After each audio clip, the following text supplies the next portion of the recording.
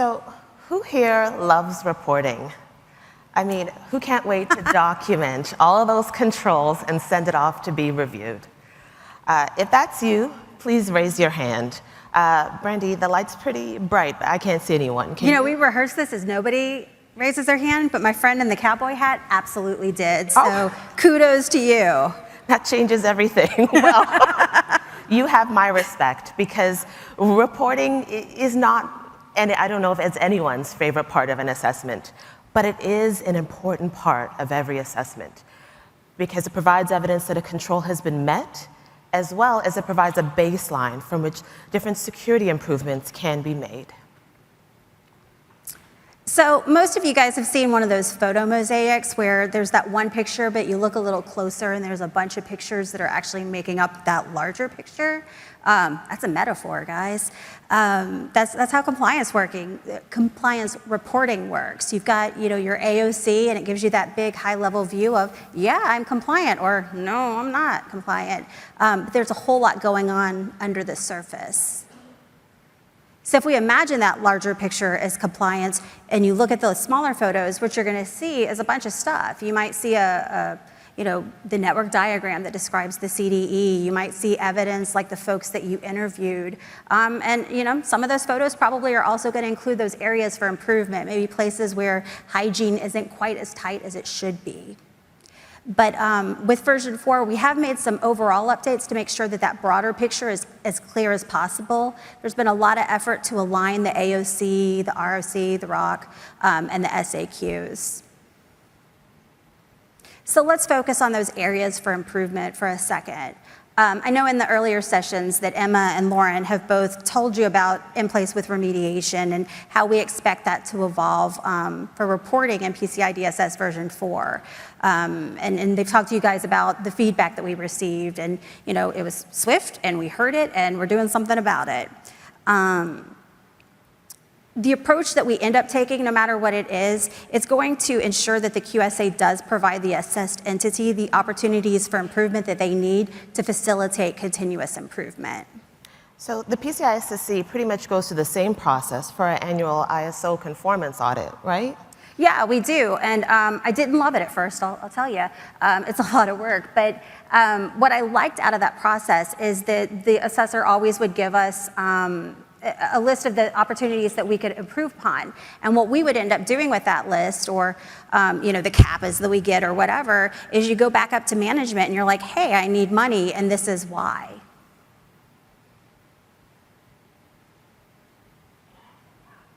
So 20 years ago, cybersecurity expert Bruce Schneier wrote that people often represent the weakest link in the security chain and are chronically responsible for the failure of security systems.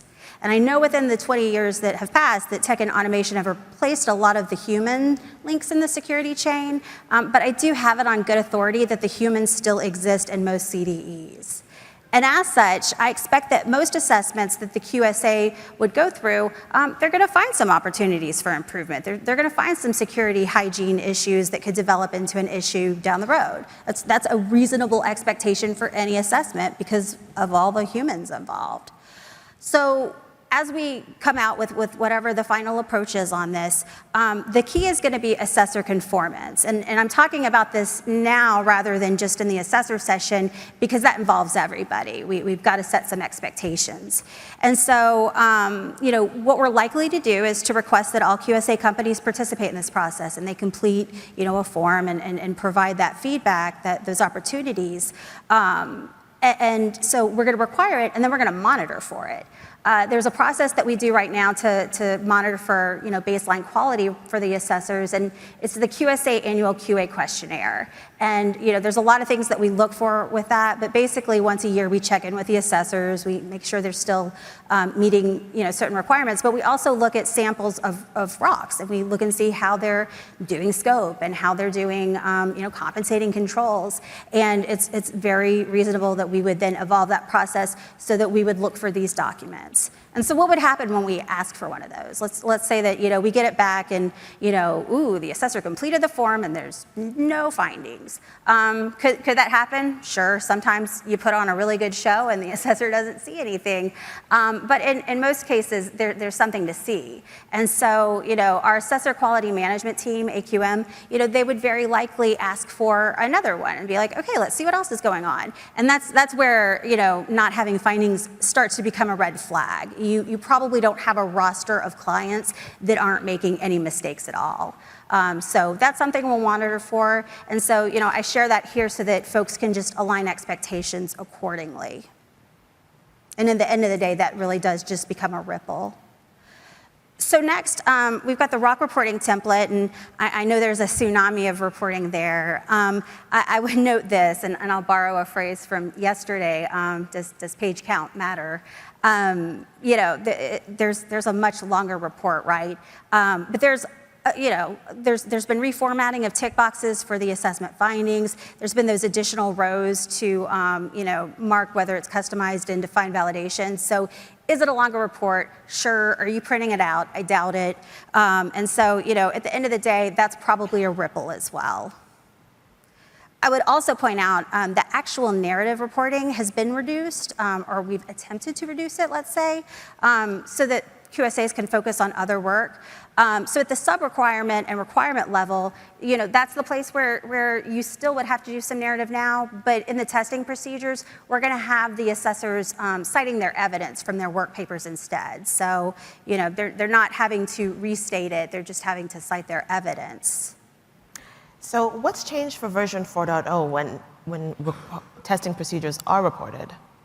Well, just what I said, that the QSAs are going to cite that evidence instead of giving a narrative. And that's key for a couple reasons. One is just because, it's a lot to do that reporting. I'm not going to sugarcoat it. It's been a lot for the assessors. And we really wanted to just consider, where does it make sense? Where are we getting value? And so, they'll still show their work. You're just not restating it. So you're talking about the QSAs, but so what's the impact on the broader audience for the community's changes? Yeah, so I wanted to make sure to talk about this here as well as the assessor session, because it does affect all the entities, and it specifically does in those cases where the entity doesn't allow documentation go off-site, or they're retaining the evidence themselves. Some of you may be aware the assessor program requires that folks retain the work paper evidence for a period of 3 years, and the council can request it at any time.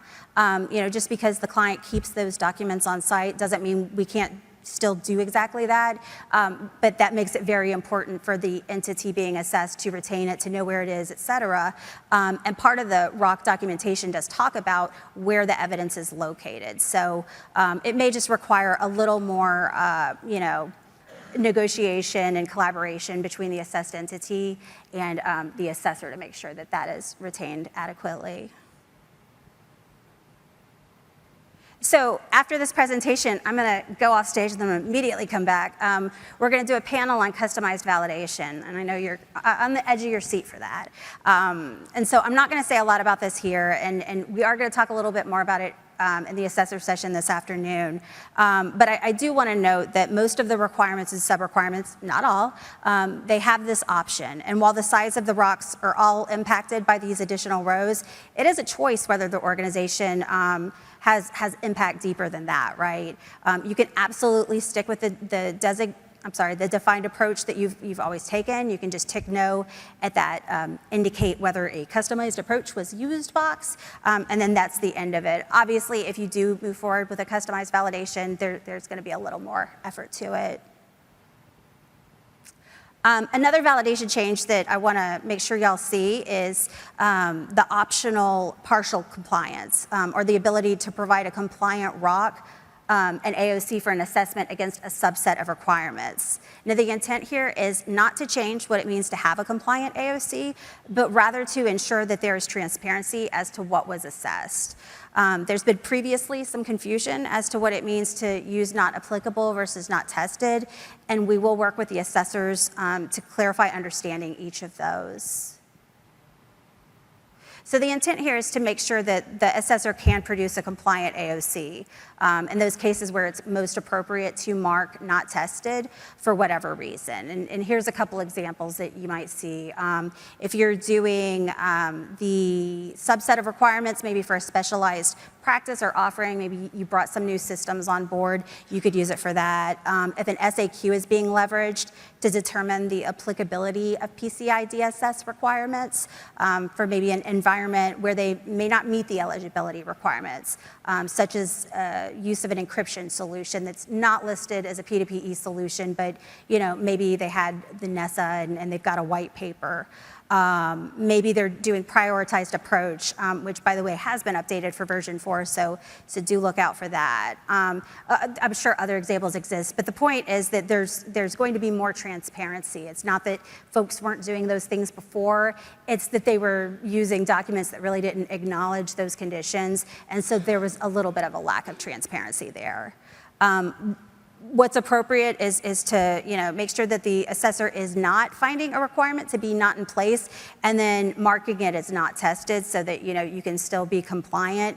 That's not the intention of this. That would be abuse of what we're going for here, because remember, transparency is the key. So now that I've talked a ton, I'm going to take a break. I'm going to drink some water. We're going to let Kandyce talk to us about what's going on with the SAQs. Thank you, Brandy. I went to the next slide. Thank you. So just as a reminder, self-assessment questionnaires, or SAQs, are validation tools for both merchants and service providers who are eligible to evaluate and report PCI DSS compliance via self-assessment.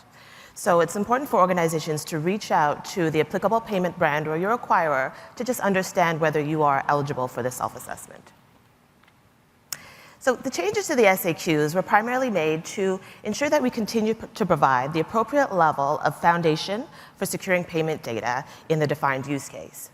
So some of the changes to the reporting in SAQs include the requirement language now mirrors that of PCI DSS, so no more questions for the requirements. The responses have also been updated to mirror that of the ROC template, so you'll see that consistency there. And we've also added completion guidance and applicability notes throughout to really help contextualize each of the requirements for the different merchants doing the assessment. It's important to also note that if the number of requirements in the SAQ that you're familiar with completing has changed for version 4, it's not a direct reflection of the number of new requirements in that SAQ, because as we transitioned from PCI DSS version 3.2.1 to version 4, we merged some requirements and we split apart some requirements where it made sense for consistency and clarity. So if you want to understand the full scope of changes to your SAQ, read the full SAQ in its entirety, and that really helps to give a better understanding. So SAQs that have evolved most significantly for version 4 are SAQ-A and SAQ-D for service providers, so I'll focus on those two. So SAQ-A, as a reminder, is where all processing of payment account data is entirely outsourced to a PCI DSS compliant third-party service provider. And so highlighted here, we have a selection of existing and new requirements added to SAQ-A. And so just of note, the existing requirement portion is what was in PCI DSS before, but is new to SAQ-A, and those requirements will be immediately applicable with any SAQ-A assessment for version 4. But then the new requirements are those that are new to PCI DSS version 4 and also new to SAQ-A. Those have a future dated to March 31st, 2025. Kandyce, can you tell folks why those requirements were added? Yeah, sure. Why not? So looking at these requirements added to SAQ-A, you can see that there's an increased focus on protecting the e-commerce website. And that's in direct response to feedback we've received from the industry and intelligence we've received that for the evolving threats to e-commerce merchants. Additional requirements include external vulnerability scans and the management and identification of the vulnerabilities that you've identified. So why the new requirements? Well, let's take a look at an e-commerce website as an example. So imagine you're a customer going through, you have an item you'd like to purchase, you click Pay Now, and you're presented with a payment page to enter your card details. Now, the merchant has one of two options. Either they can redirect the customer to a third-party payment page entirely different, or they can embed that third-party payment page as an iframe into the merchant's own web page. So the benefit of these new requirements may not be immediately apparent to a merchant that's using an implementation, an iframe implementation from a PCI DSS compliant third-party service provider, because they don't control the iframes that the third-party service provider owns. But SAQA merchants do control the web page upon which the payment form iframe is rendered, and that needs to be protected. So also e-commerce websites receive scripts all the time from third-party service provider.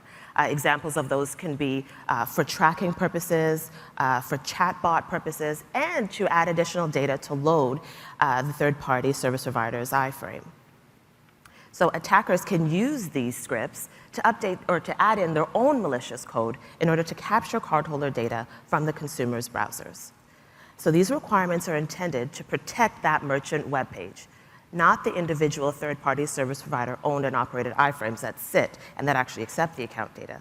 The merchant's web page must be protected. So SAQA includes these requirements to manage the payment page scripts, and when payment page scripts are added, there's an additional control that's required now to make sure that they're aware of any changes in those scripts.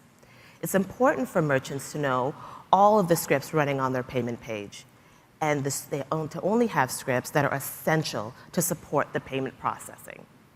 So let's take a look at the service provider SAQ. So we're aware that sometimes service providers are a little bit creative with the eligibility criteria for SAQs.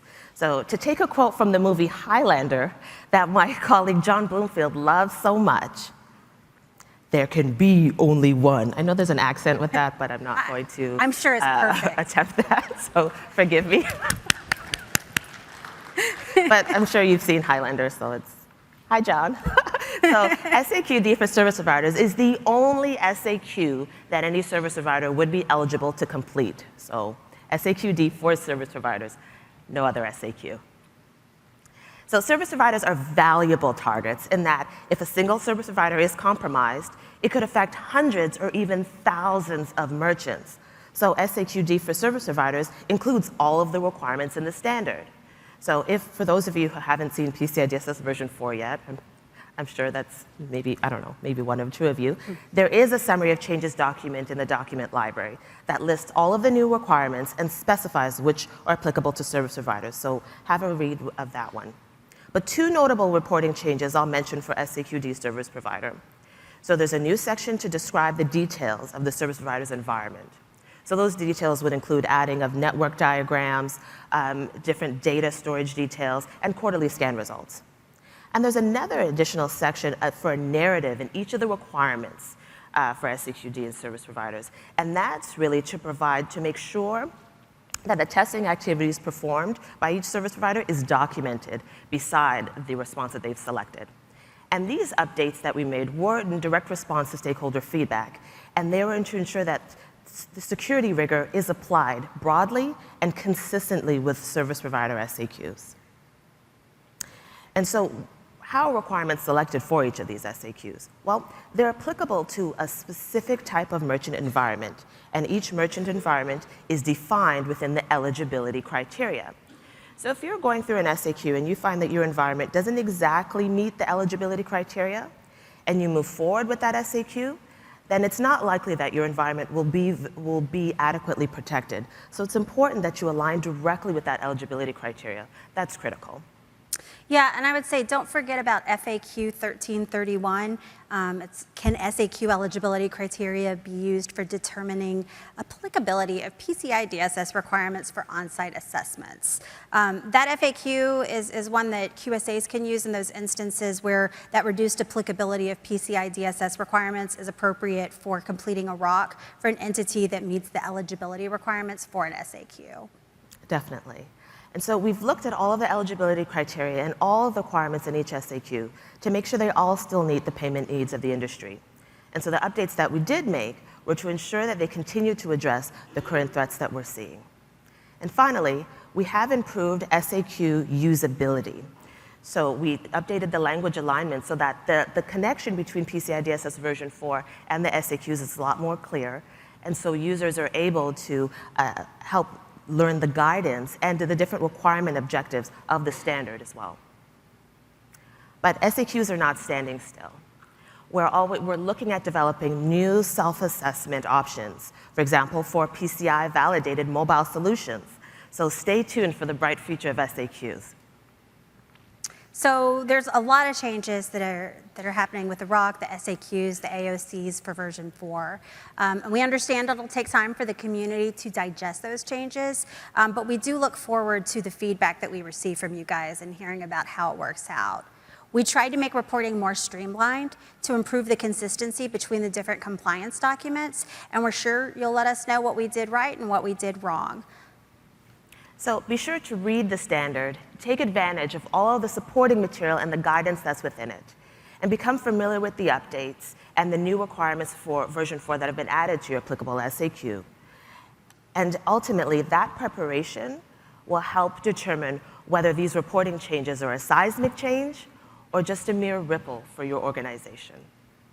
Thank you.